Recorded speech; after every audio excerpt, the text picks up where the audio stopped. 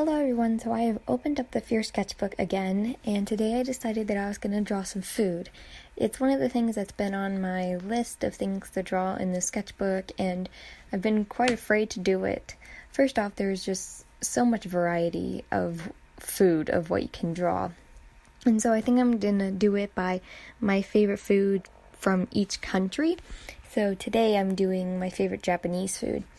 And if I'm honest, I like a lot of different types of Japanese food. I love miso shiro, I love mochi and dango, and just everything really. But with that being said, oh my god, and kare. Anyway, I've decided to do two foods today. This one that I'm making right now is called omurice. And what it is it's rice with vegetables most times, inside of an omelet. So you put rice on a plate and then you flip an omelet on top of it and kind of fold it over. And then on top is ketchup. And it's so freaking good. And I think it's my absolute favorite Japanese food. Mostly, it's just, I remember that when I had my host family, I think it was my second host family, and they made me omurice, and they would put, hearts on it and be like, we love you, and that was just so nice to have, and so, it's definitely a good memory, and it's definitely a very good food item. I really, really like how the Japanese make their omelets, and I love everything about it. As you can see, I made the plate a little disproportionate. I still don't really like the way it turned out. I think the omurice looks quite small, and the plate looks quite, it doesn't fit in the perspective, but I do really, really like omurice, and so it was really interesting to try and draw it. And so I was wondering what I should do about the ketchup, because I really wanted it to be shimmery like ketchup is. So I have created some highlights in it, which is what I'm doing now, and then I go over and I shade the rest of it. I think it looks okay. It would have looked a lot better had I been able to do colored pencils on it. I think it could have looked a lot more realistic and just looked much more well put together. However, I don't have colored pencils here, so I'm not able to do that at the moment. I wanted to bring this up to you guys just because I'm curious, but I have two houses. My parents divorced when I was quite young, so I have two houses, and so I have two different places that I film. This is the lighter desk, which is at my mom's house, and then I have the darker desk, which is at my dad's house. And I was wondering which you two prefers. So if you have one that you prefer over the other, maybe I could try to draw more there. I think neither of them are harder to record on, first of all.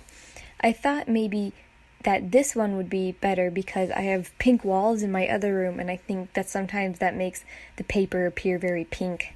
But I was just reviewing a video I edited, and the light was coming much more downward onto the paper, creating less shadow coming from other areas, and I thought that was really, really good, and so I wanted to ask you guys if you had any preference on where I drew.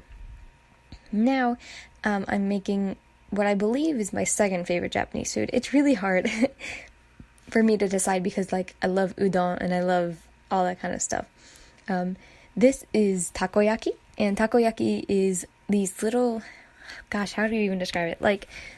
Balls of dough, balls of dough, and inside is octopus, and they're covered with Japanese mayonnaise and some different sauces, and then flakes of fish, I think, and it's really, really good.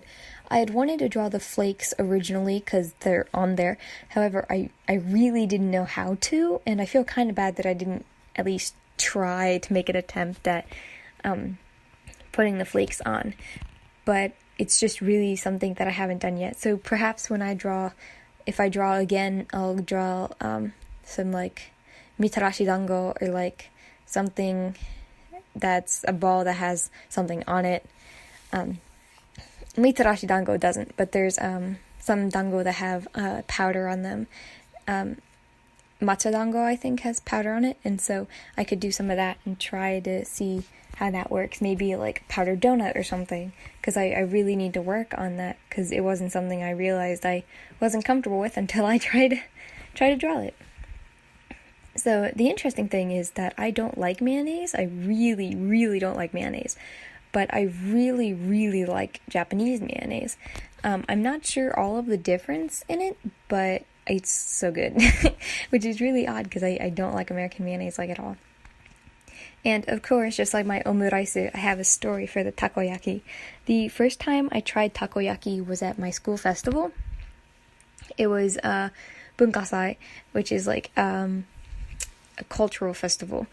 And so there was a whole bunch of activities there. My class made a movie, which I really wanted to be in, but I couldn't read the script because I couldn't read kanji, and I didn't want them to have to like work super hard to help me read it, so I stayed out of it. But it was a scary movie with like what different countries are afraid of, and it was really, really cool. And so one of the things that an upperclassman did was they made takoyaki. The Nikumi class, the like second class of the same year. How do you even say that? Like the other class of our year. They made waffles, and it was so great. And so that was the first time I had takoyaki, was like senpai's takoyaki, and it was so good. I couldn't believe it.